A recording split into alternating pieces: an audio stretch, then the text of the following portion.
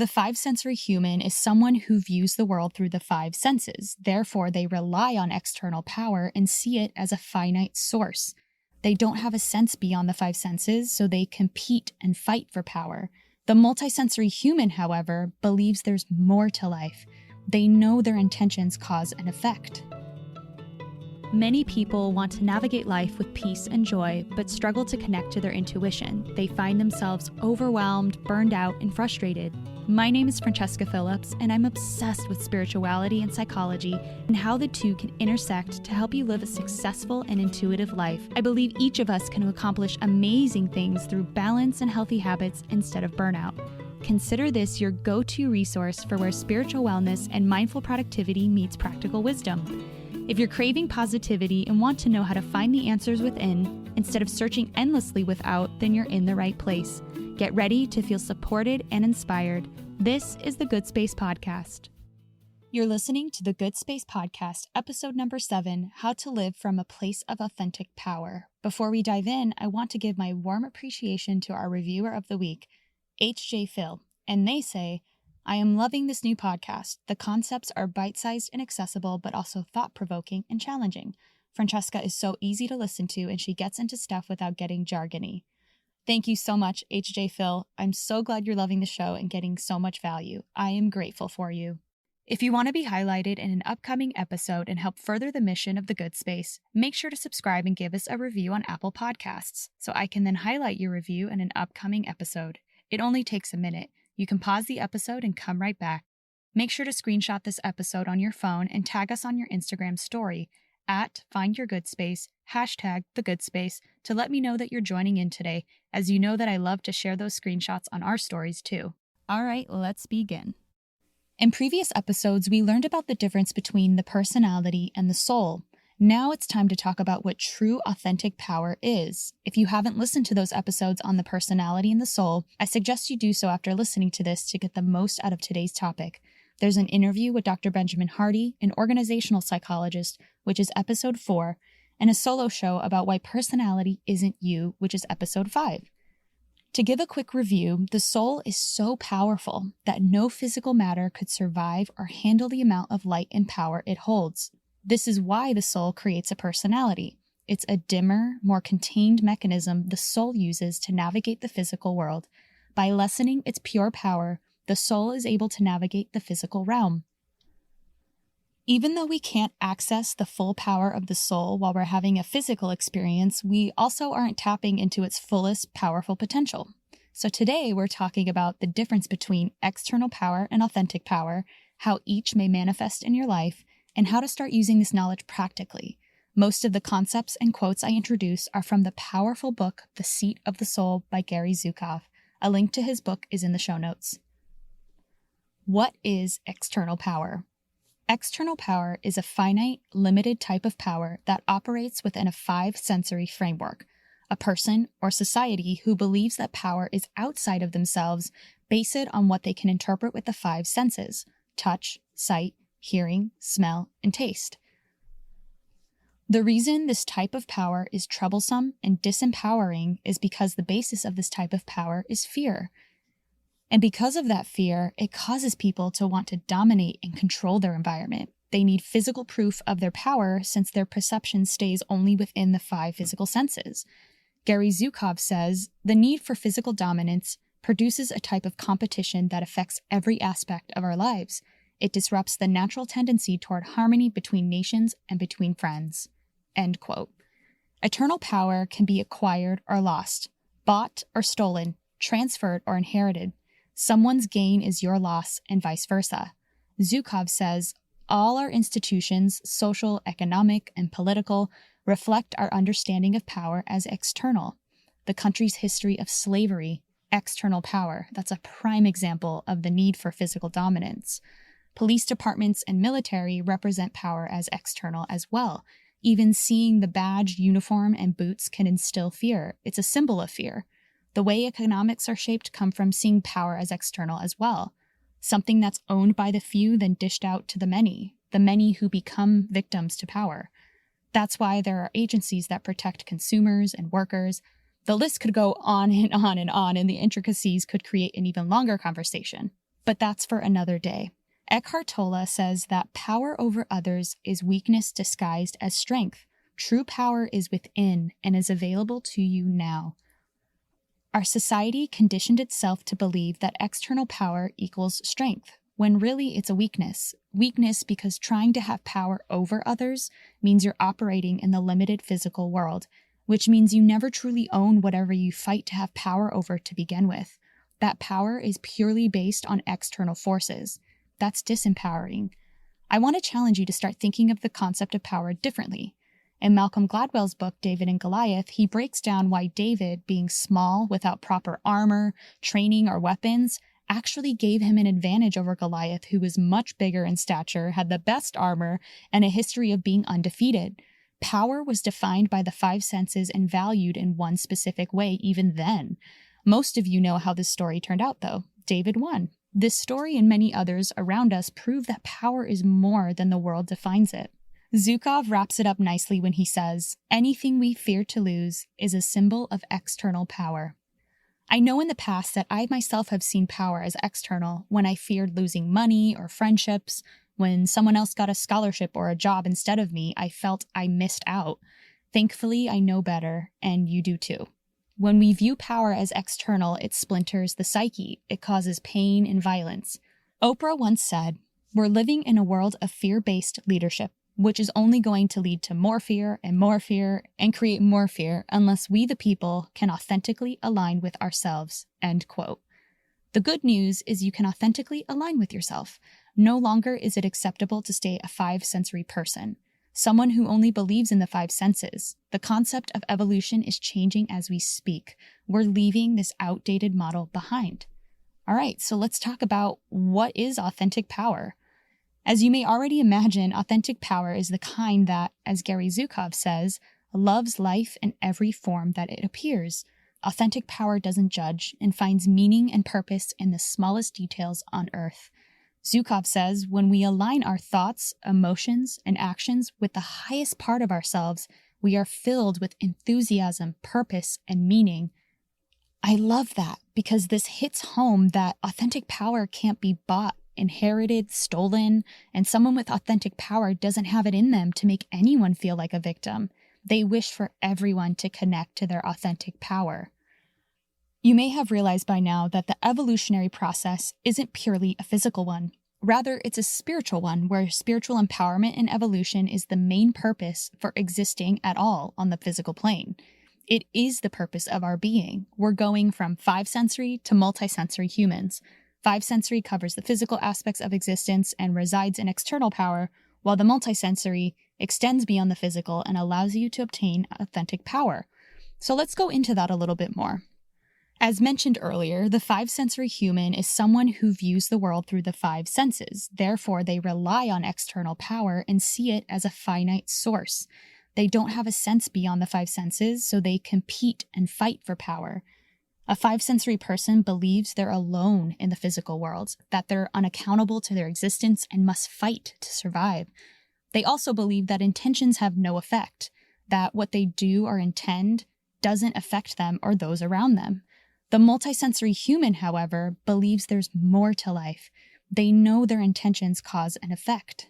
Gary Zhukov says, from the perception of the multisensory human, every intention affects both us and others, and the effects of intentions extend far beyond the physical world.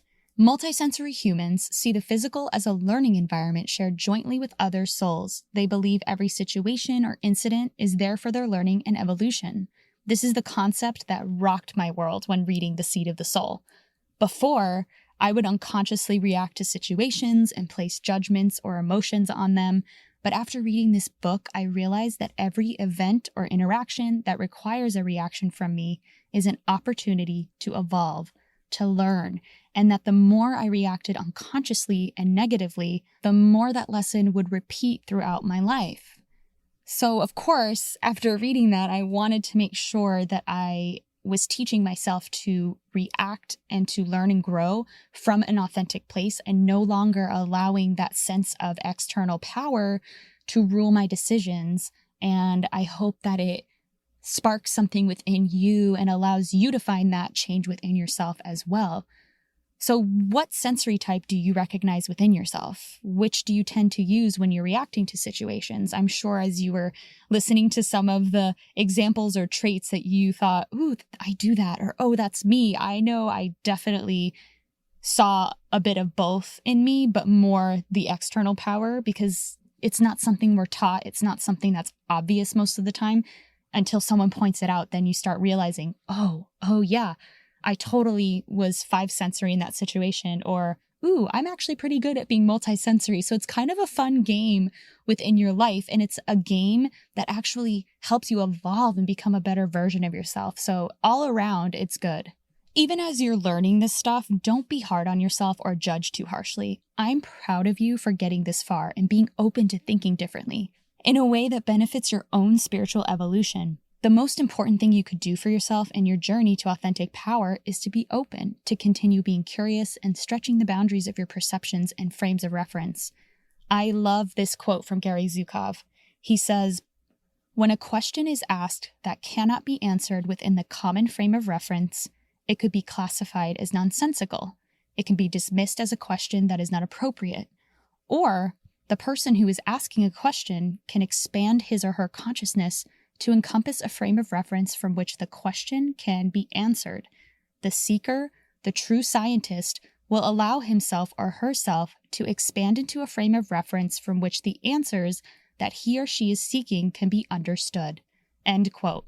That was a big one, but let's break it down because it is so insanely powerful. So all of us have a common frame of reference. We get it from family or the way we're raised or, our experiences. We basically learn and adapt and create these common perceptions that we operate in the world. And a lot of times it's unconsciously. So unless your parents know this information and sat you down and taught you how to act consciously in the world, 99% of the time, most of us were not consciously taught how to exist in the world.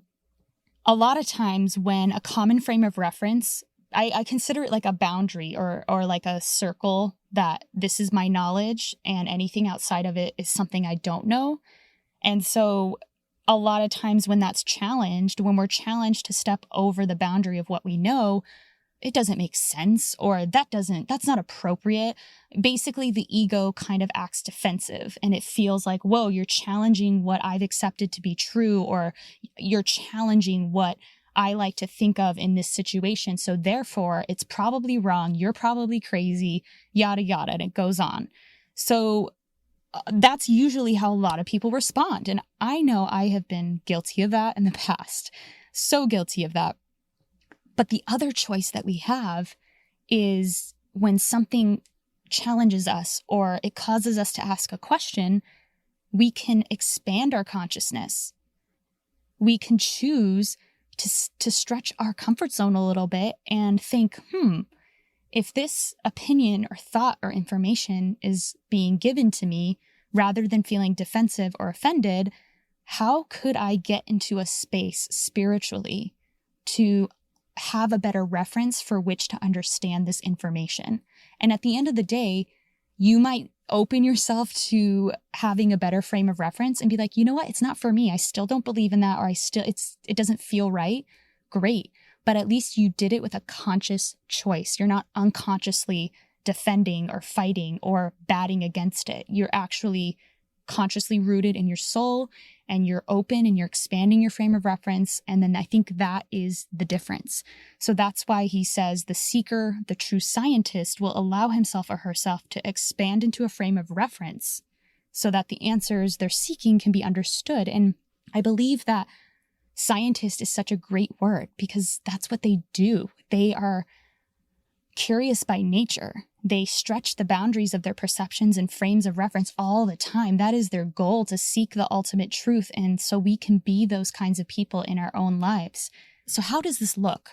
I see it as refusing to be offended or defensive when someone challenges an identity your ego holds, whether you attach to a political party, religion, sports team, or even racial class. When someone seemingly challenges it, recognize that no one can take away your inherent power. It can't be bought, stolen, or inherited. So therefore, labels don't really matter. They only matter to the 5 sensory world who uses them to categorize where power is distributed. So knowing that your power is inherent, it should be okay to listen to and talk to someone who has a different viewpoint, because at the end of the day, we're all one and these identities don't matter. Okay, so per usual, I like to tie everything up with a practical application. I know I gave some vague examples, but I wanted to share 2 examples from my life to see if that would help you know how to apply this knowledge in your everyday. Aside from becoming aware of the beliefs and identities that affect your perception of power, there are other ways you can continue expanding your common frame of reference. Reading books, listening to podcasts, praying, meditating, have a morning routine. That's my favorite, daily reflecting, and seeing every situation that requires a reaction from you as a learning experience. I want to hang on to that last one a little bit. Every situation you get into is a chance for your soul to evolve a little higher. So here are 2 examples to help illustrate how to use this principle in everyday life. Last week, my family had to put our sweet dog, Daisy, down because of old age. She was the dog that changed everything for me. She taught me how to open my heart more and live in the present. I begged my parents to get her when I was 15, and even though I moved to LA at 18, she was there for all of my major life events. Sweet 16, graduating high school and college, all the family holidays, getting married, and more. She was an even bigger part of my parents' everyday life, so it was hard on all of us. But I had just read The Seed of the Soul and remembered the idea that everything is an experience for our soul's evolution. So even though I felt pain at the loss, I knew this was a chance to evolve, that how I responded would help grow bigger or go backwards. So I let myself grieve. Then I made sure to check in on my family and offer up gratitude for how her experience on Earth enhanced mine. So although I still allowed myself to feel all the emotions, it was a conscious feeling, and it was a conscious, deliberate decision. And that is just way more powerful than doing it unconsciously. As another example, I got into a back and forth with a longtime friend about a political issue. The fact it started on text aside, I remember not feeling great. My reaction to the situation was frustration and exasperation. But then I remembered that evolution is a choice. So how did I want to react in this situation? What am I supposed to learn and evolve towards that this interaction is trying to teach me? So I called her on the phone and said, "No matter what, I still care about you and love you." I didn't want a conversation about a heated topic during a heated time in society to ruin a friendship. I realized I was meant to choose love and compassion instead of anger. It softened my heart and hers, and I felt humble. Don't be afraid to become conscious of your intentions, to ask what every situation is asking you to learn. Life becomes more bright and less scary when you do. So the difference is, I'm not telling you to ignore emotions or not feel things, but feel it consciously. You can still feel frustrated or upset, but if you can step back from a situation and think, I'm feeling frustrated and angry. I wonder why that is. Oh, okay, because of this situation. How can I choose better? How can I use this for my evolution? And then you can choose love, you can choose joy, you can choose compassion, but it doesn't mean that you ignore those other feelings. It just means you're being deliberate, that you are choosing how to evolve through that situation. And before you know it, every situation you come into and you choose the reaction of, you're going to notice that your life and your energy goes higher and higher and higher. And it just starts with each moment. Now it's time for an affirmation. I am open to expanding the boundaries of my perception. I embrace consciousness in every situation and choose love and compassion every time. If any of today's episode touched you, please share a screenshot with your takeaway on Instagram and tag @FindYourGoodSpace. If you wish you had friends you could talk to about this topic, make sure to join our private Facebook group. The link is in the show notes, along with a link to the Seed of the Soul. See you next week.